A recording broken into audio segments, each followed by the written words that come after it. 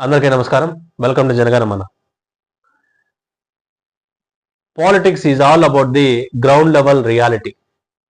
Ground లెవెల్‌లో ఏ party అయితే బలోపేతంగా ఉంటుందో ఆ పార్టీకి మంచి భవిష్యత్తు ఉంటుంది. 2014 నుంచి జనసేన పార్టీ ఆవిర్భావం తర్వాత రాజకీయాల్లో పేరు మార్పులు వస్తూ ఉన్నాయి. ముఖ్యంగా ప్రజలు రాజకీయ చైతన్యం అవుతూ ఉన్నారు. ప్రజాస్వామ్యపు విలువలు కూడా తెలుసుకుంటూ ఉన్నారు. పవన్ కళ్యాణ్ గారు తన ఈ రాజకీయ ప్రయాణంలో పార్టీ కోసం పనిచేస్తున్న క్రియాశీలక సభ్యుల కోసం నా వంతుగా నేనేం చేయగలను అని పవన్ కళ్యాణ్ గారు మేధోమథనం చేసిన తరువాత 2020, 2021 పీరియడ్‌లో క్రియాశీలక సభ్యత్వ నమోదు కార్యక్రమాన్ని ముందుకు తీసుకొని వచ్చి క్రియాశీలక సభ్యులకి బీమా పథకాన్ని ఇంట్రడ్యూస్ చేశారు. అలా సభ్యత్వ నమోదులో 2021లో దాదాపు 1,00,000 వరకు 2 తెలుగు రాష్ట్రాల్లో క్రియాశీలక సభ్యులు నమోదు చేసుకున్నారు. 2022కి వచ్చేతలకి 3,50,000 పైచిలకు క్రియాశీలక సభ్యులు తయారయ్యారు. 2023 విషయానికి వస్తే 6,47,000 పైచిలకు క్రియాశీలక సభ్యులు తయారయ్యారు. ప్రతి ఒక్క సంవత్సరానికి చూసుకుంటే సంఖ్య అనేది డబుల్ అవుతూ వస్తూ ఉంది. అదేవిధంగా ఈ 2024లో జూలై 18 నుంచి జూలై 28 వరకు జరిగే ఈ క్రియాశీలక సభ్యత్వ నమోదు కార్యక్రమంలో అందరూ కూడా పాల్గొనాలి. క్రియాశీలక సభ్యులు అయితే ఎవరు ఉన్నారో రెన్యూవల్స్ మీద ఫస్ట్ కాన్సన్ట్రేట్ చేసి కొత్త సభ్యులను కూడా ముందుకు నమోదు చేసుకునే విధంగా కృషి చేయాల్సిన అవసరం రాష్ట్రానికి ఎంతో ఉంది. జనసేన పార్టీ గ్రౌండ్ లెవెల్లో మరింత బలం పెంచుకోవడానికి ఈ సభ్యత నమోదు కార్యక్రమం అతి అవసరం. నిన్న నాదెళ్ల మనోహర్ గారు తెలియజేస్తూ 175 నియోజకవర్గాల్లో ఒక్కొక్క నియోజకవర్గానికి 10,000గా టార్గెట్ పెట్టుకొని ముందుకు వెళ్ళండి అని నాదెళ్ల మనోహర్ గారు అయితే తెలియజేశారు. నిజంగా ఒక్కొక్క నియోజకవర్గానికి 10,000 మంది కానీ తయారైతే రాష్ట్రంలోనే 17,50,000 మంది క్రియాశీలక సభ్యులు తయారవుతారు. అదేవిధంగా తెలంగాణలో చూసుకుంటే 119 నియోజకవర్గాలకి 11,90,000 మంది క్రియాశీలక సభ్యులు తయారవుతారు.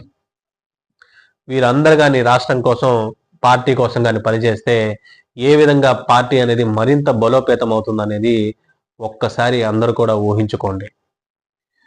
కేవలం అందరూ కూడా దీన్ని ఒక బీమా పథకంగానే మాత్రమే చూడకుండా ఎవరైతే నిజంగా క్రియాశీలక సభ్యత్వ నమోదు కార్యక్రమంలో నమోదు చేసుకుంటారో మీ వంతు సహాయంగా పార్టీకి మీరు ఏం అందించగలరు, ప్రజల్ని ఎట్లాగా చైతన్యపరచగలరు అనేది కూడా ఆలోచించుకోవాలి.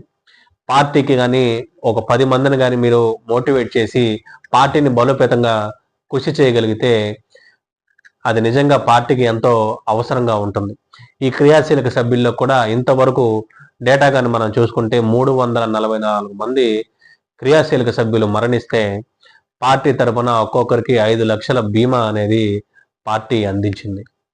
439 మంది యాక్సిడెంట్స్లో గాయాల పాలైతే ఒక్కొక్కరికి 50,000 చొప్పున హాస్పిటల్ ఖర్చుల నిమిత్తం రీఎంబర్స్మెంట్ వచ్చేలాగా పార్టీ అందించింది.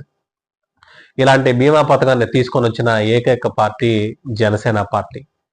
పార్టీ యొక్క బలోపేతానికి కూడా అందరూ కృషి చేసి ఈ 2024లో పార్టీ సభ్యత్వాన్ని మరింత ముందుకు తీసుకువెళ్తే గ్రౌండ్ లెవెల్లో మరింత పార్టీ ఎక్స్పాన్షన్ అవుతుంది. గ్రౌండ్ లెవెల్లో కానీ పార్టీ కానీ బాగా ఎక్స్పాన్షన్ అయితే పార్టీకి కూడా మంచి భవిష్యత్తు ఉంటుంది. అందరూ కూడా పవన్ కళ్యాణ్ జనసేన పార్టీ యొక్క సిద్ధాంతాలని ప్రజల్లోకి విస్తృతంగా తీసుకురావాల్సిన అవసరం ఉంది.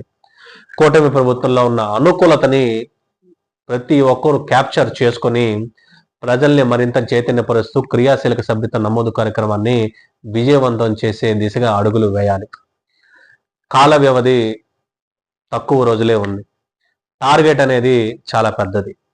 ఎవరైతే నిజంగా పెద్ద సంఖ్యలో ప్రజల్లోకి కానీ వెళ్ళలేరో ప్రజలు కూడా నిజంగా ఎవరైతే తీసుకోవాలి అని అనుకుంటున్నారో వారు పార్టీ కార్యాలయానికి వచ్చి కానీ లేకుంటే మండల కార్యాలయానికి వెళ్ళి అక్కడున్న పార్టీ వాళ్ళతో నమోదు చేసుకోవాల్సిందిగా జనగణమన విజ్ఞప్తి చేస్తుంది.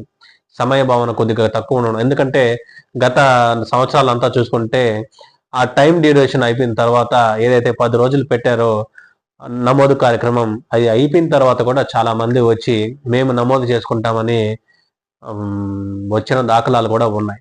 అందువలన జనగణమన కూడా తెలియజేసేది ఏంటంటే మీ వంతుగా మీ దగ్గరలో ఎవరు అందుబాటులో కానీ లేకుంటే మీరే స్వయాన పార్టీ ఆఫీస్కి వెళ్ళండి. జిల్లా స్థాయిలో ఉంటే జిల్లా పార్టీ ఆఫీస్ కార్యాలయానికి, మండల స్థాయిలో ఉంటే మండల ఆఫీస్కి వెళ్ళి తమ వంతుగా నమోదు చేసుకోవాల్సిన అవసరం, బాధ్యత కూడా అందరిపైన కూడా ఉంది.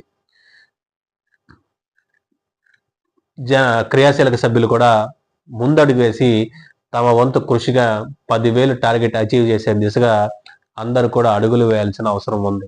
భారత్ మాతాకి జై. జై హింద్.